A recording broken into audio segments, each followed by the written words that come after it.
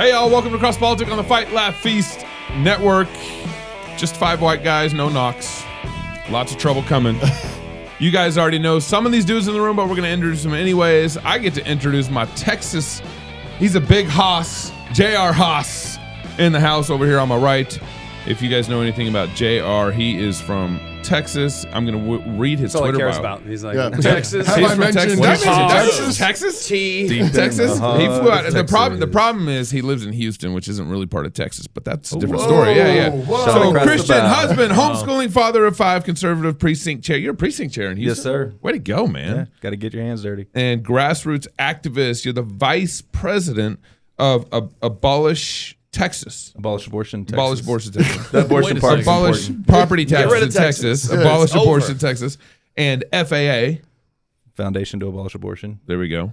Right. Advocating for. Am I just too loud? Oh, your ears too loud. Yeah, I'm sure. Go ahead. And advocating to abolish abortion, man. So, Yes, JR, thank you. This is your first time coming on the show. First time up to Idaho, too. First time in Moscow. It all happens all at the same time. Yes, Toby, sir. you want to introduce our other guests? Yeah, we're also grateful to have Bradley Pierce on the show. Bradley, you've been on the show a number of times. Have you ever been in person? The first time in person. All right. yeah, it's first time in Moscow too. It's about. Oh, really? Is that exactly. That's Yeah. wonderful to have you. So Beautiful town. he's a constitutional attorney with over 17 years of experience. I thought you were going to say 17 kids. He might be up. He's 17 years. Hold on, we're getting there. Okay. We're getting there. 17 years of experience, admitted to practice before the U.S. Supreme Court. He's drafted legislation in 30 states advancing self-defense, parental, and pro-life rights, including equal protection bills to abolish abortion. He's the president of the Foundation to Abolish Abortion and Abolish Abortion Texas. He is a Christian husband to Cindy, and this says father of 12. Is that correct? That's right. Yeah. Okay. 17 years, 12 kids. There we go. Man, that's awesome. That is awesome. Great to have you live here with us, Bradley. Really appreciate you. Always appreciate having you on Brings the show. new definition Great to be to here. being fruitful and I multiplying. know, for Yep. real. Good. Yeah, it's got that, like that.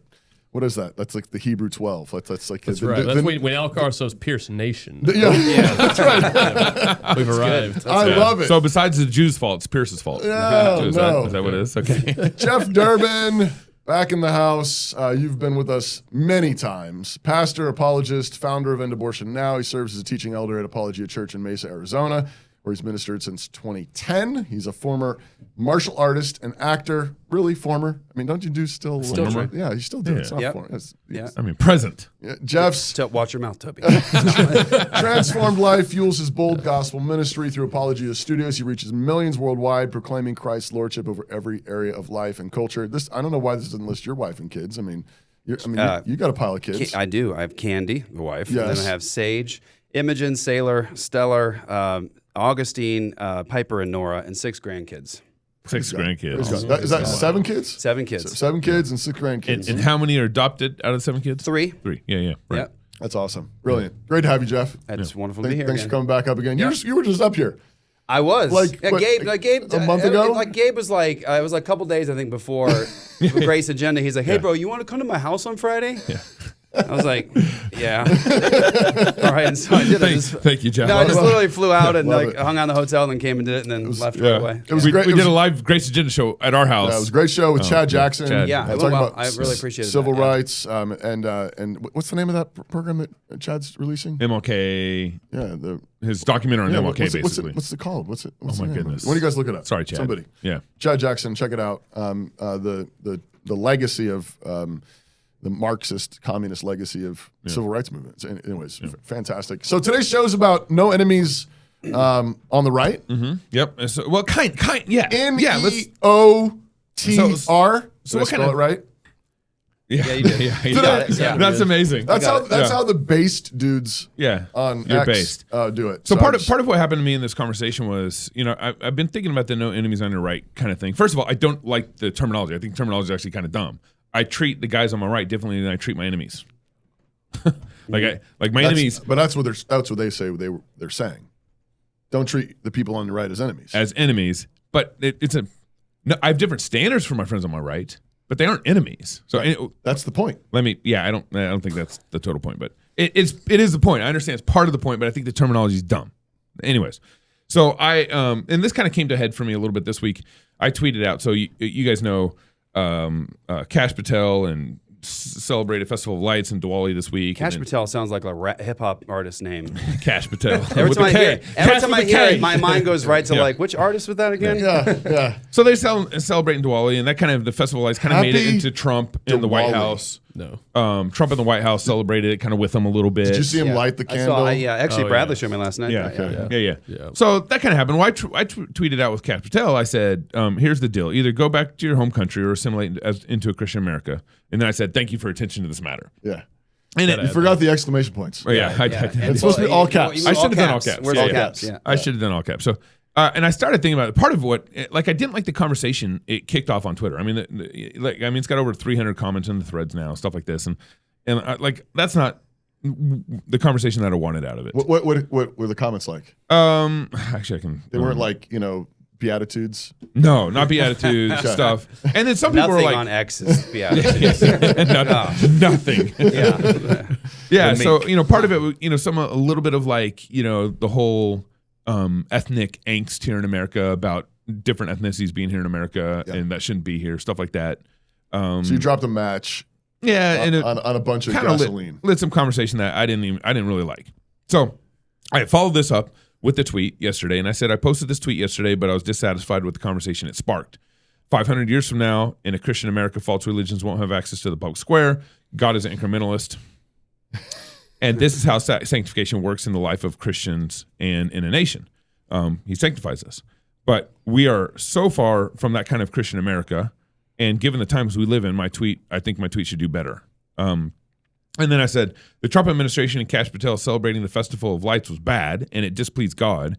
In practice, though, Patel and Trump are advancing biblical justice in ways many Christians and administrations in the past, you can't even compare, with how they're basically enacting Christian justice in a way the Bush administration didn't do, kind of thing. Their efforts to restore America align more closely with Christian principles than compassionate conservatism that Bush tried to push on us. While I believe Trump and Patel erred yesterday, my generation of pastors are in greater error, marked by immaturity, lack of wisdom, and a massive blind spot of partiality in our eye. I'd give my generation a D- for addressing these issues biblically in our current political climate. This includes the Jew thing and all that. And then lastly, I ended the tweet with this paragraph. For decades, Christians have selectively applied Scripture to public life, and my generation continues this trend. The partiality coming out of my generation is tragic. Thinking James chapter 2, thinking partiality. The no enemies to the right mindset resembles something from screw tape letters, and our failure to communicate biblical truths persuasively is largely pathetic. Pastor Wilson's recent blog post calling Trump to Jesus is a good example of how we should approach these discussions. Yes, Patel celebrates a false god, and no problem calling him out on that, but he and Trump are acting more Christian and pursuing justice than past conservative administrations. Just as Nebuchadnezzar worshiped false gods, Daniel still honored the king and won the argument persuasively, not through unhelpful tweet quips, but through prayer and courageous biblical reasoning and obedience to God's word. But we must discern the story better and communicate with greater clarity the full truth of God's word to America and to our current leaders. Story matters. Direction, people are going matters. Who are the characters in the story and what direction are they leading our country matters. Right here, right now, this is where God has us. We need to reject partiality and the cancer that it is and actually deal with the layers God has given us. So kind of more than just the no enemies on it. Are you done? I'm done. Okay. It was a long tweet. Yeah, it was a long tweet. And so, but I think kind of at the heart of, or part of what was bothering me about this is, in some of the conversation that followed, was the no enemies on the right thing. And, I was just thinking through, okay, I would handle and talk to and address Obama differently than I would handle Trump. Now, it doesn't mean I wouldn't call out Trump on his sins or whatever, but I have a different analysis in a different category for who I have Obama in. Like, Obama is a straight up God hater. Obama's a straight up, he's pro-abortion. He's just in a totally different category of evil than Trump is.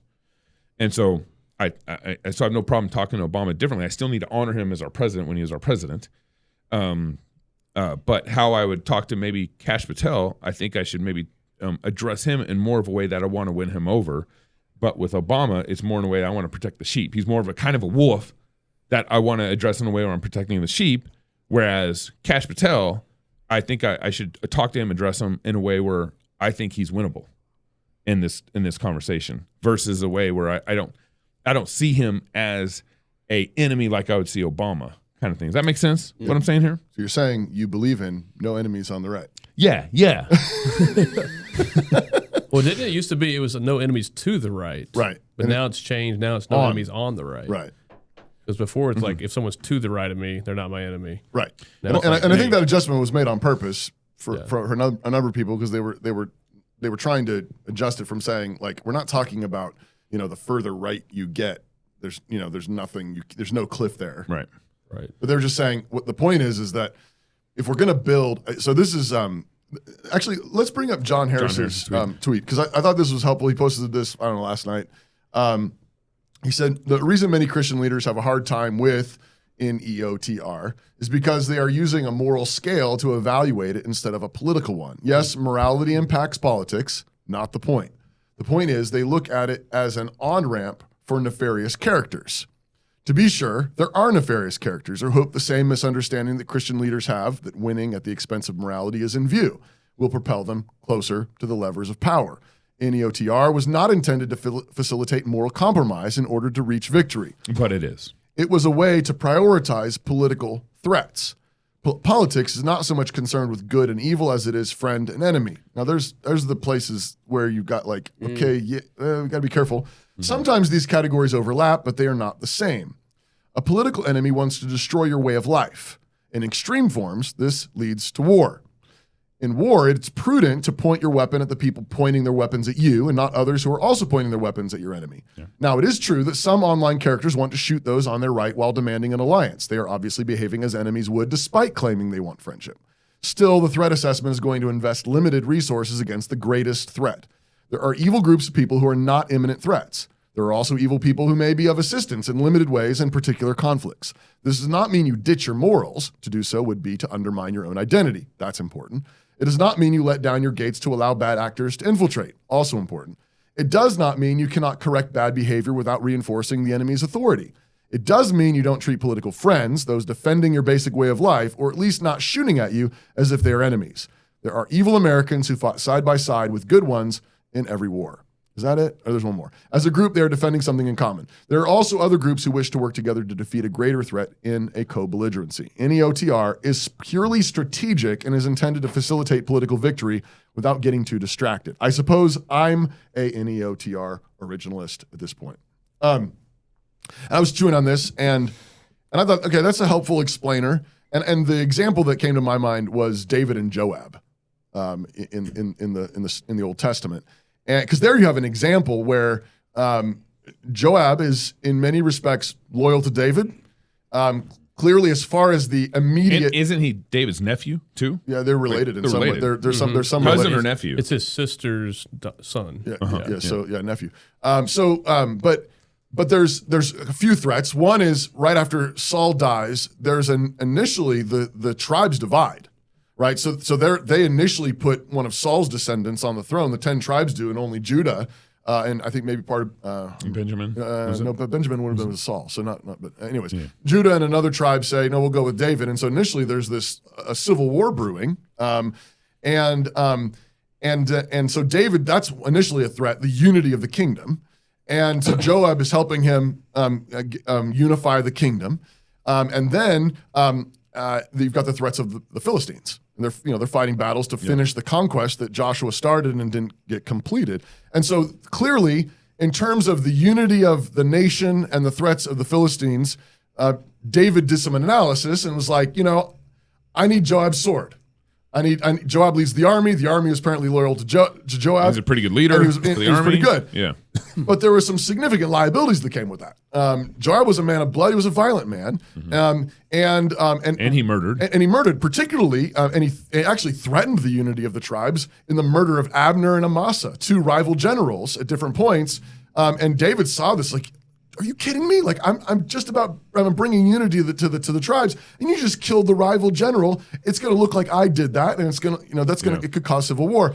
You also had the liability of the fact that Joab was not a scrupulous man at all, such that when David decided to conspire to murder Uriah, Joab was happy to do it. Rolled with it. It was like, yeah, clearly there's some political intrigue going on here. And Joab should have called David on the carpet. Yeah, and Joab was not the kind of friend that would write, his king back and be like, some people might label that an enemy to the right.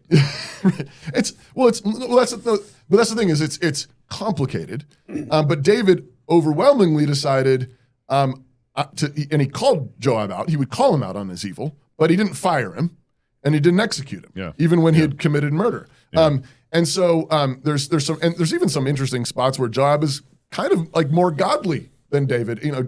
Joab at one point, tells the consensus, the census. The census. He's like, David, I don't think you should be counting all the people. Like, and you think Joab is, this really rough around the edges guy, but he's like, I'm pretty sure this is not going to go well. And it doesn't. Mm-hmm. You also have Joab, even just what was the other thing I was thinking of? There was another thing. David's son. Right after Absalom is dead, Joab is a good advisor, and he's like, David, if you keep crying about Saul and Jonathan being dead, you're going to lose everybody. It's good. He's a good counselor in that moment. Yeah. And then of course, however, at the end, Saul of course does not go with Absalom's conspiracy. He's loyal to David in that, but at the very end, you mean Joab? Joab. He doesn't go with Absalom. Sorry, he doesn't go with Absalom. But he does go with Adonijah. And so David's planning on giving the kingdom to Solomon, but instead there's a conspiracy to put Adonijah on the throne, and Joab goes over to that. And then when in some of David's last words to Solomon, he says, all right, son, you need to take care of Joab. You gotta kill him. He's a bloody man, and he murdered two good men. And I believe he's referring to Abner and Amasa. And he says, make sure his head does not go down to the grave in peace. And then, of course, that's what happens after David dies and Solomon takes the kingdom. Joab is cut down. He actually runs to the altar and clings to the altar. And he says, I want to die here. And so he's struck down there. I just think of that as an interesting case study and thinking about this. So on the one hand, so I want to say I can appreciate, I think, some of what the No Enemies on the Right is trying to get at. Yeah. The idea of trying to build a coalition that is going to take down the immediate existential threat. I mean, we have crazy leftists assassinating people. Charlie Kirk just got murdered. Yeah. And they've tried to kill Trump twice. And so we're dealing with an existential threat. They love the murder of babies. They love abortion. Mm-hmm. It's their sacrament. They hate the Christian West. They hate the world, the faith that built our freedom and to John's point, they're literally trying to destroy the America that we want. Exactly. Yeah. Yep. And so, with that existential threat in place, I would say yes, I can get behind some kind of version of this that says we do not have to fight all bad things all the time with the same vehemency. Right. Yeah. So and like David, he picked and chose battles, and he decided right now, I need Joab's sword and his help with the military to bring unity and to fight the Philistines. There's some bad things here and there's some liabilities here, and that's eventually going to have to get dealt with, but one thing at a time. We're finite creatures. We can't do everything all the time. At the same time, I think the thing that makes a lot of us nervous about the NEOTR is where he starts talking about friends, enemies, and morals. And co-belligerents. He did bring up co-belligerents in his. But particularly the idea of right and wrong and morals. And he says they overlap, but they're not exactly the same thing. And I think the concern is, and he articulates this, but the concern is are we saying we won't police our ranks at all? I don't think John Harris would say that, but sometimes I think people that use this language, does this include the Nazis? Does this, are we talking about white supremacists? I haven't been following the whole thing with Matt Walsh, but there's something brewing online with Matt Walsh where he sort of says I'm done fighting anybody on the right until we take care of this existential threat because people are threatening my life and my kids. Yeah. And I sort of, viscerally understand his point. Mm-hmm. But a bunch of people are like, but are you saying you'll line up with Nazis? Are you saying you'll line up with white supremacists? Are you saying, you'll line up with, virulent anti-Semitics or whatever? And I think that's where I think what we've got to do is we've got to use biblical wisdom, and we got to recognize that if you just have a slogan and a mantra and you're checking your brain at the door, then it's possible that you will compromise in terrible ways. And that really will undermine the movement. That really will, we can't win without God's blessing. We can't win. And at the same time, God sometimes blesses a motley crew. I mean, God blessed David, and Joab was his right-hand man. And they both murdered guys. Yeah, but so it's like, and so we have to care about what does God think. So Pastor Doug has said a couple of times, does God have any enemies on the right? Like that's an important question. And if God has an enemy, like that would have to be my enemy. And then secondly, a certain version of this would say no enemies on the right would also be a way of telling the devil which flank he won't defend. If it in fact means I won't actually police my ranks at all. Okay, thoughts? I just want to add something to the discussion. I think we'll maybe bring out a little perception. So in Texas politics, Republican Party of Texas, we have Big Tent. First of all, the question is, what is the right?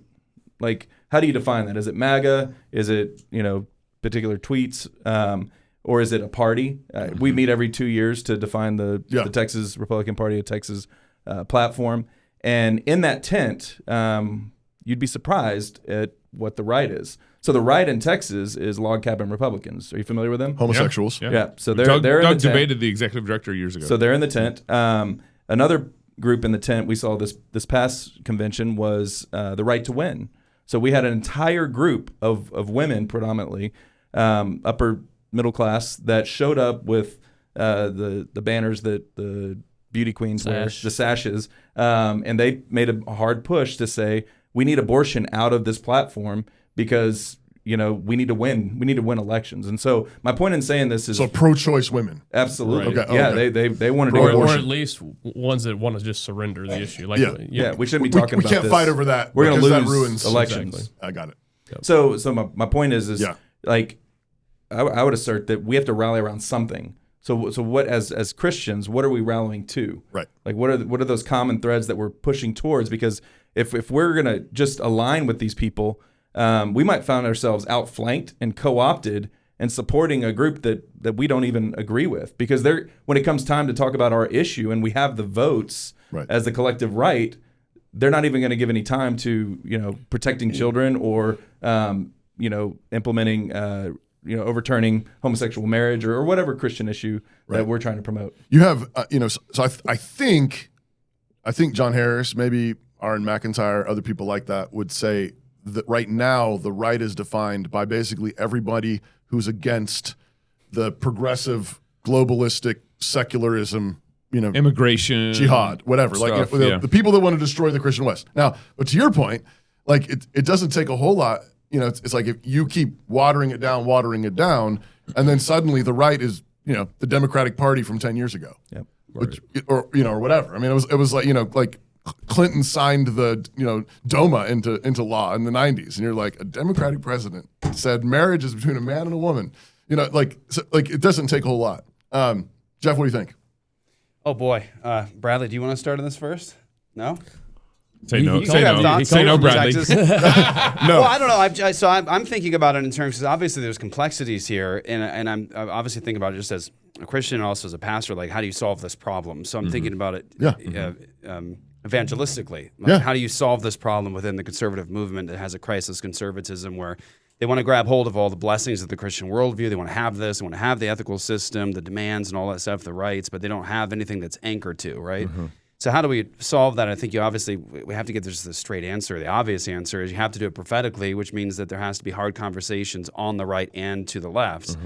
And but I'm thinking about it just in terms of, okay, how did we get to this place? And I think foundationally, we have a problem with the start of this nation in how we departed from how the colonies would just easily acknowledge Jesus as Lord, triune God of Holy Scripture, all that stuff. Then you get to the Constitution itself, and I think because of the vagueness in terms of, what creator? What year of our Lord, what does that mean? Which Lord?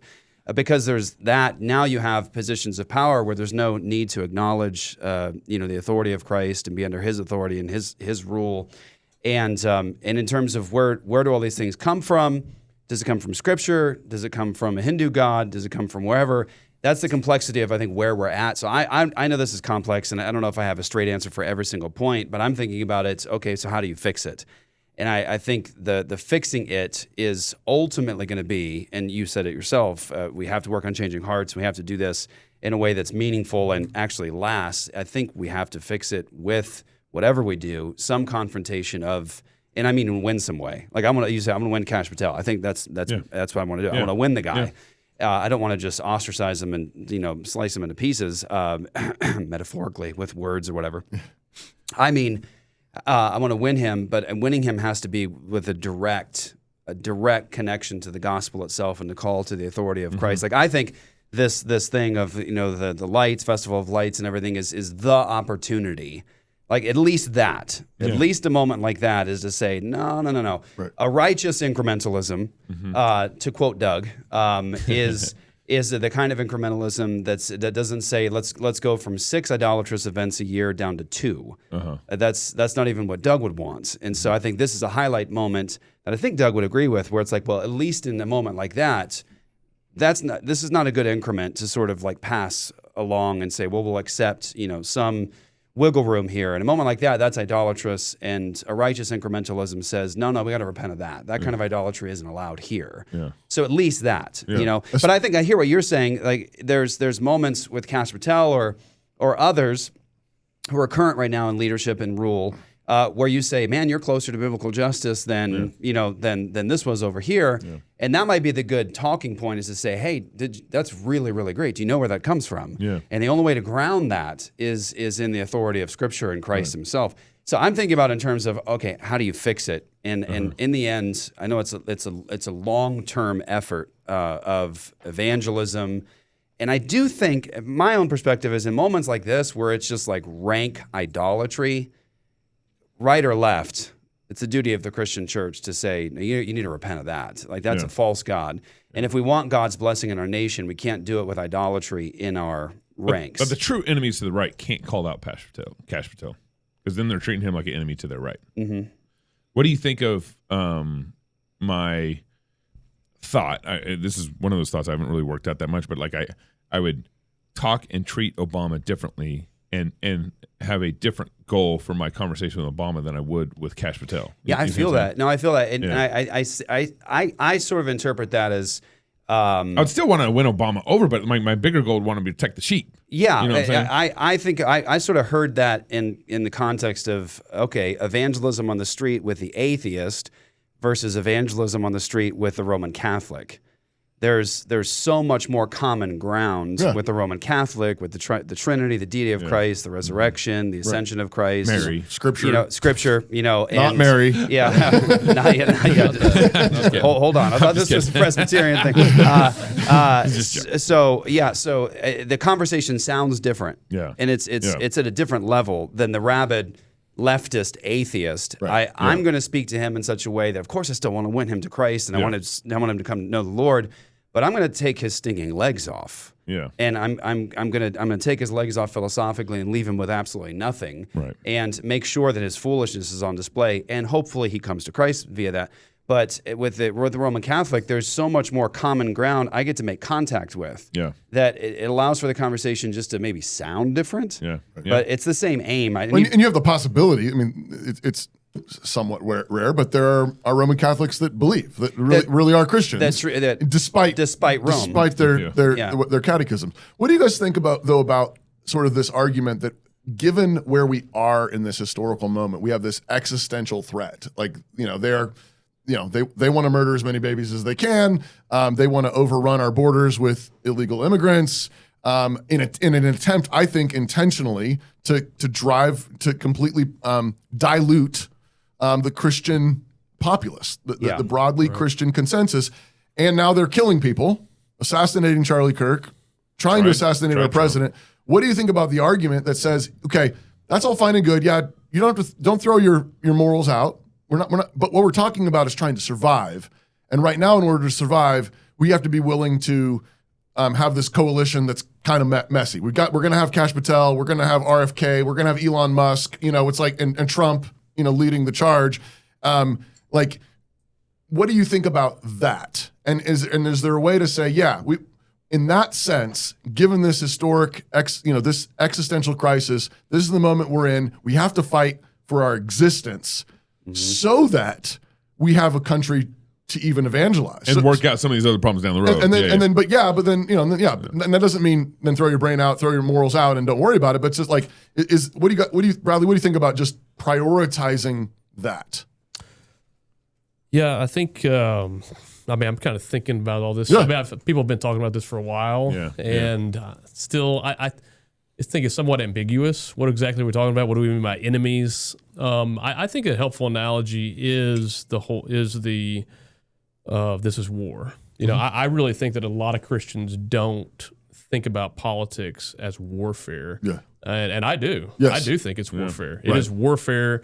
It's who will rule over whom. Right. And it is people are, in this country, thankfully for most, for a long time, it's been a bloodless war. Right. Right. We've been handled it much more in a civilized manner. But at the end of the day, someone, Nigeria, right, going into someone's village and chopping people's heads off. This is politics. Right. That's politics. Right. Right. It's who's going to rule over whom. And so I think we have to consider it that way as war. And if you're in a war and there's a Muslim, Hindu guy next to you and he's shooting the bad guys with you, right, you're grateful for that. Right. Even though he needs Jesus because if he gets shot in a minute, right, you're worried for his soul. Right. Right. But there's that common enemy, and he's not your enemy in this war. And so I think we can treat people differently, right? Right. You can see, someone's shooting at me and wants to, enslave my children or kill my children or what have you. I can view them differently than the people who at least ostensibly don't, they want to protect me and my children. How about this real quick? How about both and what I mean by that is, so I buy the category of war in politics, especially in our times right now. Didn't somebody say politics is war by another name? Right. Is it somebody important said that. Yeah. You just said it. Put it. No, it wasn't. That's a good quote by Toby. Somebody grok it and put it in the comments. There you go. And but also, I want my troops to be in shape, in good condition, healthy. Right. Side by side. Got to police your own. So like Pete Hegseth right now, he's trying to deal with the training thing, Right. while trying to get his troops back in shape. Apparently they weren't in shape. Most of the Air Force. And so he has to go in and deal mostly the Air Force. That's Here great. come the comments. That's great. Yeah. So he's dealing with sin within his ranks. Yeah. Well, he had all the DEI stuff going on in the military. I mean, the world was laughing at us. And so that's you're right. And so that's kind of how I want to treat everything. Is I want to be able to help my soldiers be healthy in the fight and not compromised, sexually or through their view of how they view the Jews, or any sort of anti-Semitism that might be in our ranks, to someone who's compromised in a major way or in sin, or I'll just give you the example that I'm thinking about right now is that guy, that leftist running for legislator, attorney general. That's right, in Virginia. He tweeted to a conservative friend apparently a couple years ago and said, was it a tweet or was it a private message? Excuse me, text. Yeah. Sorry, thank you.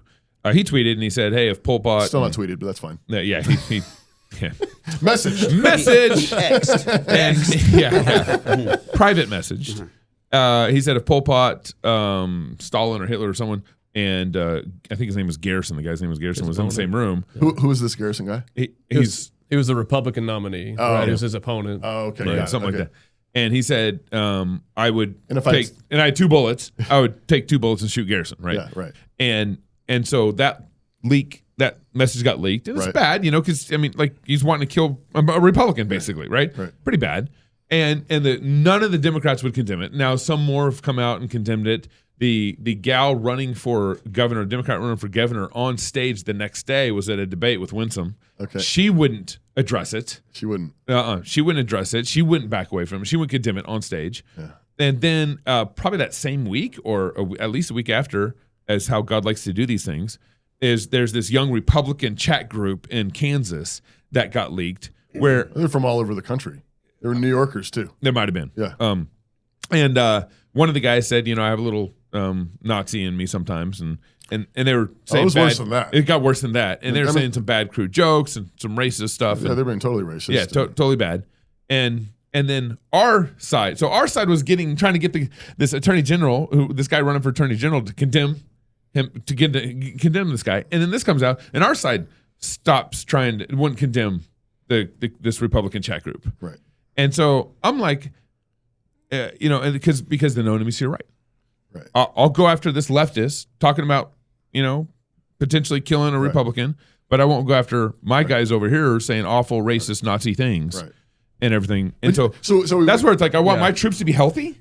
And I want to be able to have good conversations. You got friends, you got co-belligerents, you got all these categories on the right. If we want to call this right, whatever this right is, we have all these categories. And I think, but I think ultimately what I want to do is I want to make sure my troops are as healthy as possible moving forward. So I want to be able to still have honest conversations on my right. And I think what we're talking about and not be called enemies. We can have honest conversations, and you be wrong, right? And there's no category for enemy for that, right? But when does this association undermine our credibility as believers? Right. Right? Like if I have someone on the right, but they agree with using unjustified force, where we'd be like, wait, we're not going to celebrate the unjust murder of someone on the left, right? Right. Like if we don't call that out, that undermines our credibility, drastically.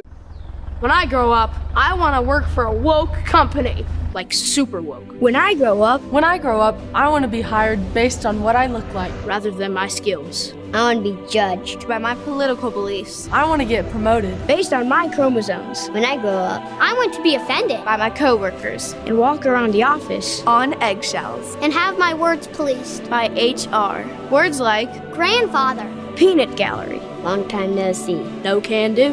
When I grow up, I want to be obsessed with emotional safety and do workplace sensitivity training all day long. When I grow up, I want to climb the corporate ladder. just by following the crowd. I want to be a conformist. I want to weaponize my pronouns. What are pronouns?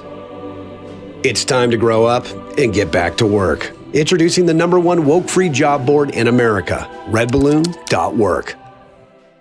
And recognize that, and we've been pointing this out. Like, Well, remember Paul Hill. The left, yeah, I know, but the left has been using violent rhetoric for a long time. We've played clips on our show several times with all the leaders of the Democratic Party saying, "You're going to pay for this. Yeah. You're going to go Shoot down, him. shoot Nazi. him, kill him, whatever. Trump's a Nazi. He's Hitler." And then we've been pointing out you can't keep using that rhetoric. Right. And not groom it. And somebody not eventually be like, "Hey, I'll be a hero Sounds good. if I go kill the president or go kill Charlie Kirk." Yeah. But the same thing has got to be true then on the right, because if we start giving in to the same kind of violent rhetoric and hatred and prejudice and everything else, why wouldn't some young right guy think, you know what, if I go assassinate some leader on the Democratic side, wouldn't I be a hero? Mm-hmm. And the answer, of course, no, you absolutely would not, because we live by a different code. We live by so if you can't morals. have whatever we want to call these conversations, like policing conversations on the right or something, accountability conversations on the right. Well, you are going to eventually get a right, not crazy guy to go shoot someone. Right. That will happen. Yeah. That's part of the reason why you police or have accountability conversations, is because you're actually trying to keep your crew from getting crazy and doing exactly what they did. Right. So I think that's exactly right. And I think what you want to do is make a distinction too. I would, equal weights and measures isn't made out of bricks. Yeah. It actually takes into account situations. And so, for example, the fact that this guy is actually currently running for AG of Virginia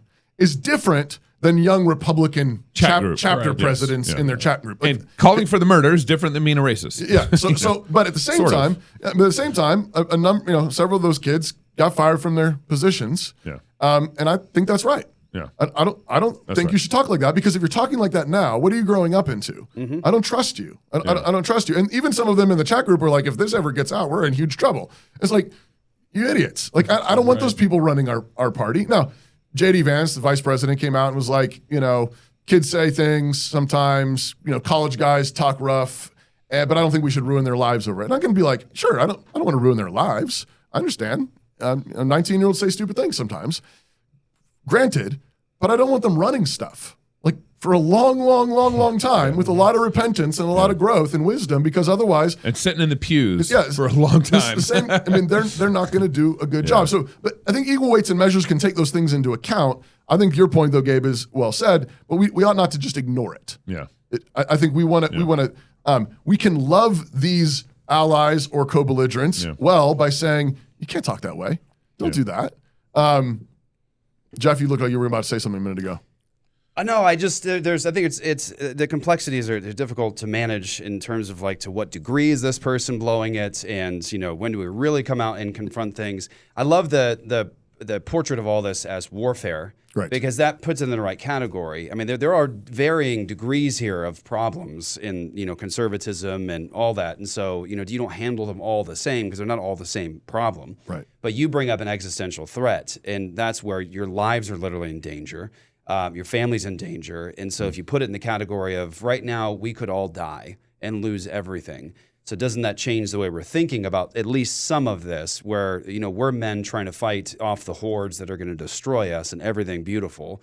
Well, then, yeah, in that case, like if your neighborhood's being invaded, during riots, I don't care if it's the Hindu next to me, the Muslim next to me, the Mormon next to me. As men, we're defending our neighborhood because there's a level of threat here of violence that's going to destroy everything. However, at the same time, if this is an ongoing battle, like it's not a riot over one night, but it's taking place over 6 or 12 months, at a certain point, I think, because of the nature of it, if 10 of you on the block are skilled war fighters, you know what you're doing, you've trained in this, you know how to fight, and you've got 6 other guys that are sort of like flagging everybody on your side with the gun, no trigger discipline, making every mistake, instead of, firing bullets, throwing poo at the opponent or something, it's like, hey, you're kind of damaging now our ability to actually protect everybody. Yeah. So at a certain point, even in the warfare analogy, you have to say, you do have to look over to guys and confront and say, if you keep this up, you're going to kill us, get us all killed. And so we have to confront this. And I guess at a certain point, if a guy has a loaded weapon and he's on your side and he has the gun aimed at the enemy most of the time, but the other half of the time he's flagging everybody on your side and maybe even barely missing you at times, at a certain point, when do you think this guy is a detriment to the cause and you have to get him out of the group? Mm-hmm. So I think there's there's a degree of saying, okay, when is this enough of a threat to the team where we say you're out, pal? Right. Like Well, I think I'm going to keep going with the military analogy because I really think that's what I think that's very helpful. Did you serve?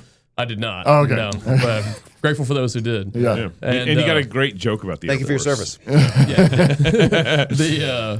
And that is, there's military police. Right. Right. There's what do MPs do? Right. They police people inside the military. It's military law. My Right? son's Military law. military police. He's Yeah. an MP. Yeah. In the Air Force. Yeah. And so what is he doing? Oh, I was mostly saying that joke for him. I didn't really mean that. I was saying that that was an inside joke between him. That's funny. But yeah, what does he do? He goes and he, Yeah. investigates, arrests. He's policing the ranks. His friends, Yes. Right. Yeah. right? The people that are on his team. Why? Yeah. Because they are a detriment. Yeah. Right. They're a detriment to our side. And to the front lines, But still, it's still different though than how you deal with your enemy, than people that are shooting at you. But yeah, you don't ignore the people on your side that need to be arrested or put in the brig or perhaps even court-martialed or executed. Exactly. Right. But there's still, you deal with them differently. I think that's what John Harris, at least, is trying to articulate. I think that's what he's saying. That's what he believes no enemies on the right is pointing out. I think he's saying, given the existential crisis we're in, given that this is a war, they want us dead. We're not saying there's nothing to police. Yeah. I think my concern is that sometimes it can come off like that. Yes. And then when you post something and all the nasties, the orcs of X, show That's up. a great way to say that. They all show up, And some of them sign off to the no enemies to the right Yeah, thing. yes, exactly. And they're just Stop being partial. and they're just spewing filth and puke on your timeline. I think, and then you say, jeepers, this is awful, or something mild like that, and then everybody spouts off, no enemies on the right, no enemies on the right. And you're like, no, you're puking all over my doorstep. Double standard. Yeah, and it's like, no, if you really hate the left, then then fight the left, but don't show up on my X account and puke all over it, because I said I went to Israel or whatever. Yeah. That's like that. You Jew And then, lover. and then lie about all the reasons why we went to Israel. Right. But I think that's all you had to do is say Israel and Jew, and then you're done. Exactly. You're cooked. Yeah. But so in some ways, it's like I think I appreciate the point that John Harris, I think Aaron McIntyre is similarly trying to make, but I also think it's inevitable that you're going to have to police your own ranks, and a whole bunch of these people are full of a kind of vitriol. Yeah.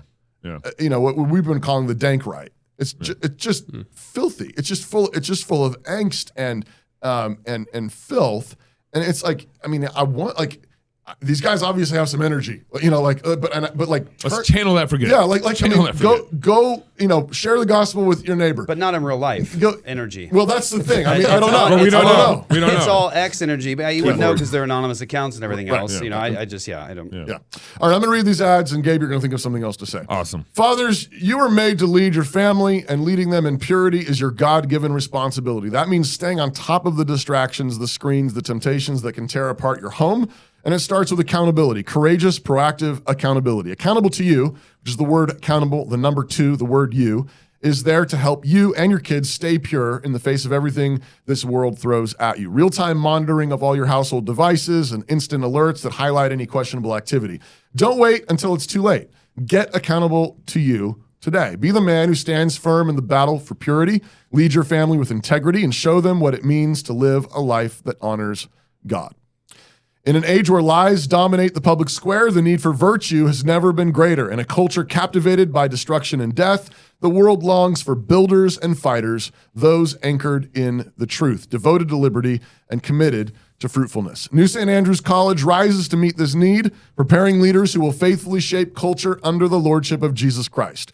New St. Andrews College offers an excellent undergraduate education in the liberal arts, firmly rooted in a Christian and Reformed perspective. Its mission is to equip students for lives of faithful service to the triune God and his kingdom, equipping them to use their gifts to cultivate and advance Christian culture. The college doesn't exist to merely hand out degrees, but to establish exceptional leaders who can wield the axe of St. Boniface, to destroy idols while harnessing the wisdom of great historical thinkers, to build edifices of masterful brilliance that shape the world. The call is clear. We want a generation prepared to stand firm, build wisely, and live faithfully. Applications for fall 2026 are now open at nsa.edu/apply. That's nsa.edu/apply. You know, part of the reason why I think this conversation is important, and a lot of people need to sort through it, and there's obviously it's a big issue right now, and so a lot of people are trying to sort through it and need to sort through it much more with spiritual guidance. You know, I went to Charlie Kirk's AmFest conference last December, and they had about 20,000 people there. I mean, who knows how many people they're going to have in December this year. And I remember just the people. I mean, they had young, you know, high school kids all the way like to the elderly there of 20,000 people. And it seemed pretty nice bell curvy there in the audience. So it wasn't like mostly old people, mostly young people. It seemed pretty normal stuff. But at the same time, you also have like Michael Knowles up there speaking. You have Charlie Kirk up there speaking. You have Tucker Carlson, Jack Posobiec. You know, you have Catholic, atheist. Sometimes James has spoken there. And one of the questions, James Lindsay? Yeah, James Lindsay. Okay. Yeah. One of the questions that kept popping up again and again was all these people. I mean, this happened with Tucker, this happened with Jack, this happened with Michael Knowles, and someone else I can't remember. But one of the main questions that was asked last year was, how do we take America back? And this is just a month after President Trump got elected, right? How do we take America back? And within that, people are asking the same question, how do we take America back for Jesus? And so I'm looking at, you know, this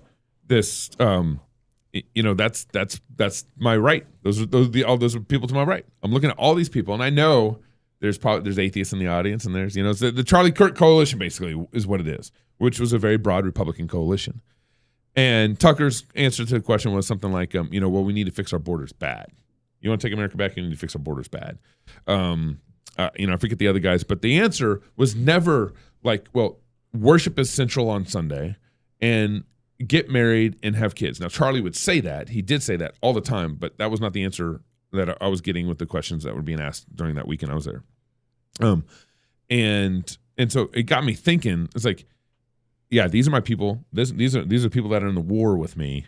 But we still have so much more to go.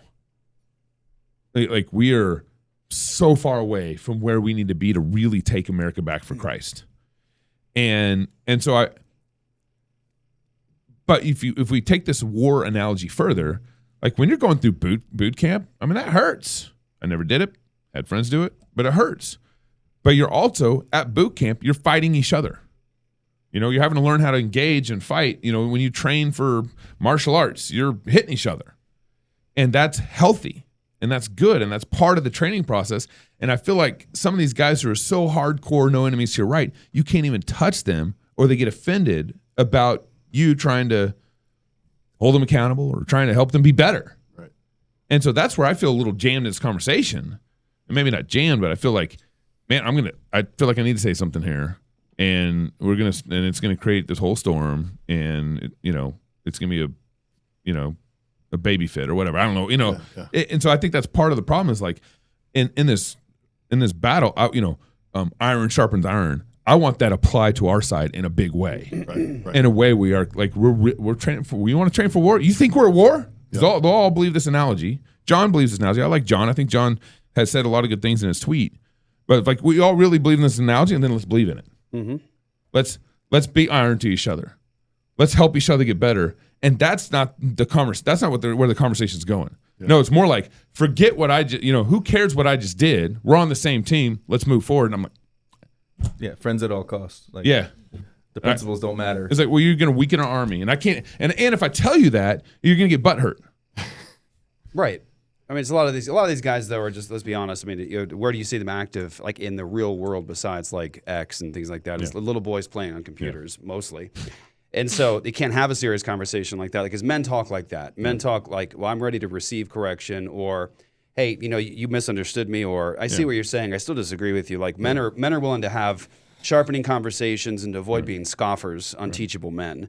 And so when you have people that act like this, like we can't even have a conversation, we can't confront, it's like, well, you need to grow up a little bit. And if it's truly warfare, then when you're in actual combat, precision matters. Right. Like a great deal. Right. And so you can't just say, let's just go fight. It's like, and lose? Right. And lose, you kind of do have to know what you're doing. You have to know who the enemy is. You have to make sure that your weapons are sharp. They're all dialed in. Everything's right. You know how to use your hands and your feet. You still do know how to fight. Need to know how to fight and fight well. You can't just go out swinging at the opponent. When they're, you're being ambushed. You don't go running in the field naked. Throwing your fists up in the air. Like you need to have some precision and know who the enemy is, what you're doing, and also an end goal. So if people are going to think like that, then let's think coherently about it. I think. For me, it's just like this. This is complex. I don't have all the answers by any means, but I am for sure about this. The commitment for me is that we can't fight every battle all at once. We can't dump all the righteousness on society at one time. Right? That's imaginary. And so what I'm saying is, like, in whatever category that we are working in and whatever we're being confronted with, we have to, in that category, in that moment, not compromise. Mm-hmm. Be faithful there. So like with Pete and all the stuff that he's got a million things he needs to juggle. Right. Mm-hmm. But at least in the categories, maybe 2 or 3 that he's working on in the moment, no compromise. Yeah. Be consistent. Be faithful. And I do believe that's why like this world of politics is so dirty. It's so dirty, and like you feel like you're getting like ick all over you. Yeah. And I haven't been in this as long as like Bradley, I think, in terms of like going to legislatures and talking to legislators. But I can tell you stories of just the smooth words in your ears. Oh yeah, right. And it's funny too because I can tell you 2 or 3 good solid stories. I won't mention their names, but of people. Bradley Pierce. Just to give you sort of the experience that I witnessed of like a really solid dude, really solid, like just committed, like it's Christ is king and it's the word of God, and I'm going into the legislature to defend the lives of these preborn. I don't care if I get elected again. I'm not doing it for that. I'm doing it for Christ. I'm doing it for the kingdom, and I'm doing it for the lives of these babies.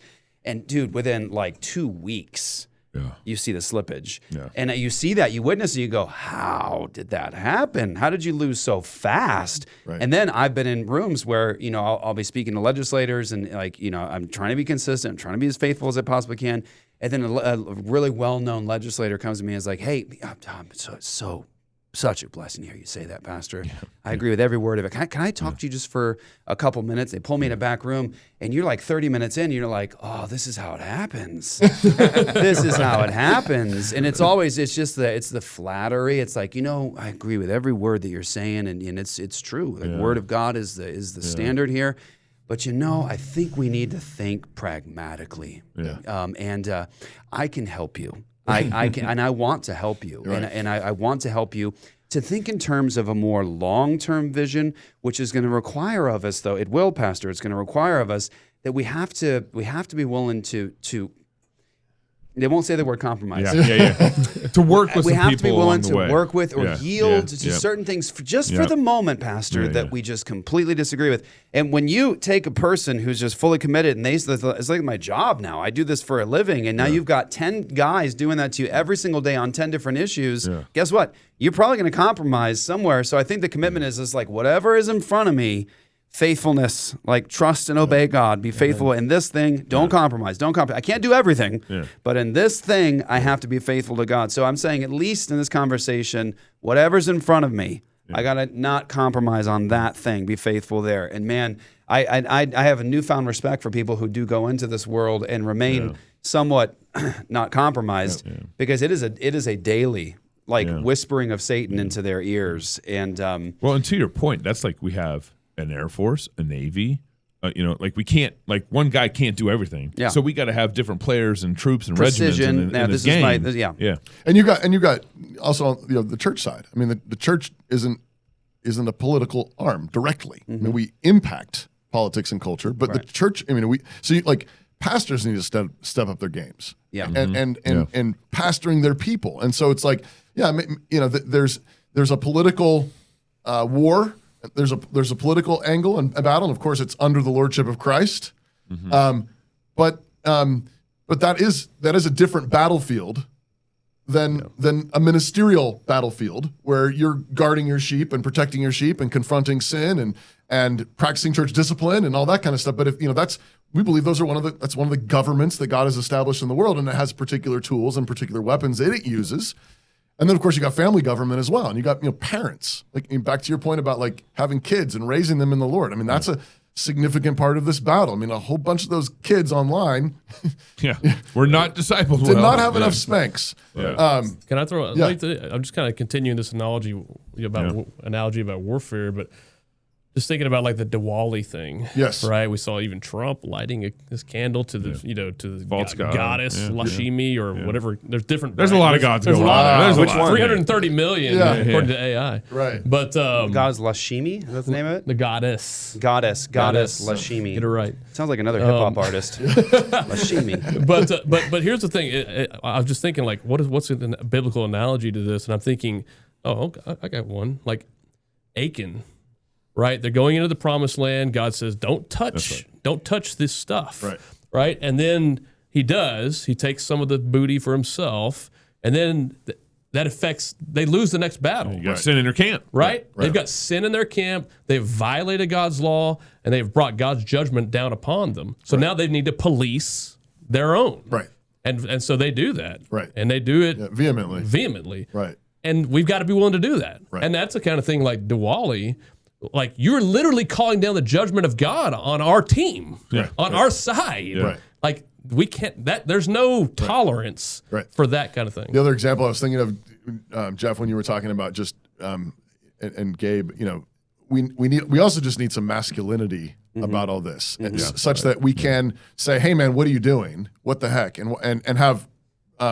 Men communicate this way. We communicate directly, and I think done in the right spirit and with the right heart. It's like it can sting sometimes, but it's like, man, that was a good point. That was a good word. Yeah. And the faithful are the wounds of friends. Yeah. I was thinking about the story in Joshua. It's like one of my favorite confrontation stories of you have the 10 tribes on the other side of the Jordan get wind that the 2.5 tribes that are on the other side, the Transjordan, have built this monument. And they're like, no, you did not. Right. And they call a war council, and they get all their troops together, and they march down like to war to the Jordan, where this altar or monument has been built, because they've heard they built an altar to some other god. And no, we're not going to do that. We just got into this land. We're not going to screw this up. And they're coming down breathing war. And then the other tribes meet them, and they have a conversation, and like the other 10 tribe leaders, they're like, we're here to fight you over this. And they say, no, whoa. It's not what it looks like. It's not what you think. It's not what you think. We didn't build this altar to some other god. It's just a monument altar of memorial to remind our people that we too have an inheritance with Israel. And the 10 tribe leaders go, oh, all right, have a great day. Yeah. And they march home. Yeah. And it's, I think like we could use a whole lot more of that. I mean, you can tell that it was done in the right heart and the right spirit because it was that easily solved. And then, because they found out the truth. They're They like, found, okay. that's fine. All good. Yeah. And like, That's right. the 2.5 tribes could have been like, very offended. Why? Why are you came at me like that? You like I thought You we were assumed the worst. You assumed the worst. We're like, no. Actually, they were loving their brothers, and they were willing to call them out on it, and they made a big deal about it. But of course, you also know it was done in the right spirit because as soon as they were told that's not what it was, they were like, oh, cool, no worries, see you guys later. Yeah. And they weren't offended. It wasn't malice. There wasn't malice. Yeah. There wasn't a bunch of offense taken. I mean, so often somebody, hey brother, I saw this. I'm really concerned about this, and the guy's like, soccer flop. I didn't. I can't believe you would say that about me. I thought we were. No, like you don't get it. The fact that somebody called you on it means they love you. Yeah. Like that is love. And of course, I mean, it's not always done in the exactly the right tone. It's not always, but like there's somebody who actually takes the time to say, what are you doing, man? Why are you doing that? Actually is a kind of masculine, militant love. Yeah. And care, I want our side to be as strong as possible. I don't want us to be compromised by sin and folly. JR, if I can add- JR, last words. Last word. So let's bring this home, make it a little more practical for just the average believer. Okay? Let's do it. There's a saying that politics goes to those who show up. And the reality is you need to be looking at in your area, your precinct, your community, how can you affect change? How can you help with a campaign? How can you run for office? And when you show up to these meetings, political meetings, or you're serving in office, assume the center. I know you guys have talked about that. Doug's talked about that. Assume the sinner? Assume the center. center. Center. Yeah. Center. He's from Texas. Bradley was going to come at you and take you out. Because we're all dead in our trespasses and sin. I thought you were talking about politics. We've Just all assume sinned and fallen center. short of the Sinners. assume the center, meaning that you are the norm. Like this is the rational, normative position. This is God's world. This is God's world. Right. And hey, you want to be a part of my coalition and you want to vote for bills that I'm pursuing, then join us. And when there's conflict in the midst of that, then share the gospel with them, right? You don't have to go look out and be like, wait, oh, you're a Buddhist? Yeah, you can't support my bill, or you shouldn't vote for me.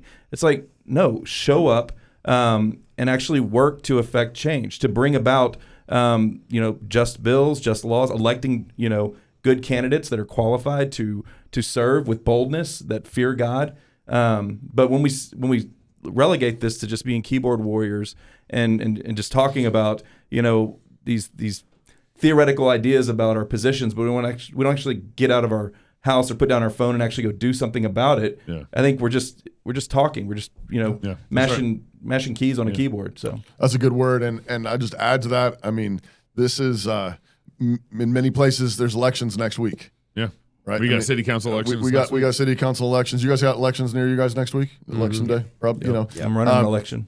What's that? I'm running an election. You're running an election. I'm an election what are you judge. running for? No, I'm the presiding judge over my precinct. Election judge. Election judge. Okay. Policing our ranks. That's right. That's right. There you go. But seriously, that's voters to your left. Oh, great, Gabe. Don't get him in trouble. But seriously, I mean, don't just sit behind your computer. Yeah. Go do something. Go, get married, have kids. Raise them in the Lord. Get involved in your church. Get involved in your school. Get involved in politics. But And vote for people who fear God. Yeah, absolutely. That's right. Amen. That's right. That's a really good word. It just there. reminds me, I had one more plug. It's actually leads to all this. My friend's throwing a conference in Kentucky, Garrett Barty. Oh, yeah. Do you battle loneliness and feeling disconnected? Are you the other side of a digital chasm, cut off from true community, like we're talking about? In an age of digital isolation, local Christian church offers a Christ-centered remedy rooted in fellowship, hospitality, and neighborly love. No one in history spoke or lived this more clearly than Thomas Chalmers, the great 19th century Scottish pastor who transformed Glasgow and all of Scotland with his parish leadership. Where are you at, Scotland now? Join City Builders with Dr. George Grant, who's like the Chalmers sensei. That's a good word. A kid-friendly conference and feast on October 31st and November 1st at Community Presbyterian Church in Louisville, in Texas. It would be Louisville. You guys know what I'm talking about. It's Louisville. Louisville. Kentucky. George Grant is a pastor, scholar, and leading expert on Chalmers who will explain how Chalmers' vision for parish life can restore today's fragmented world, discover how the church, rightly ordered, can once again become the center of revival and cultural renewal. You can register at City Builders with an S, citybuilders.life. Cool. Citybuilders.life. Yep. So all the people, Kentucky, Tennessee area, all that area. Go. They're a great group. They're a great crew, man. You never want to miss George Grant. Hey, Bradley, Jeff, JR. Hey, thanks, brother. Thank you, guys. Yeah, thank you guys so much. Great to have Absolutely. you. Yeah. So you guys are debating tomorrow. night. We're debating. Yes. Tomorrow night. So Pastor Jeff, Sensei Bradley Pierce, Pastor Toby, Pastor Wilson, they're debating tomorrow night. Church of Nazarene, I think it's $5 to get in. Make sure you guys. Gabe, I need you to come over to my house this Saturday. Let's go. All right. Let's go. Throw it right back in your lap. Let's go. If you're single, get married. If you're married, have kids. If you have kids, go baptize them. Until next week, love God with all your heart, soul, mind, and strength. Love your neighbors and self. Go fight, laugh, and feast. This is Cross Politic.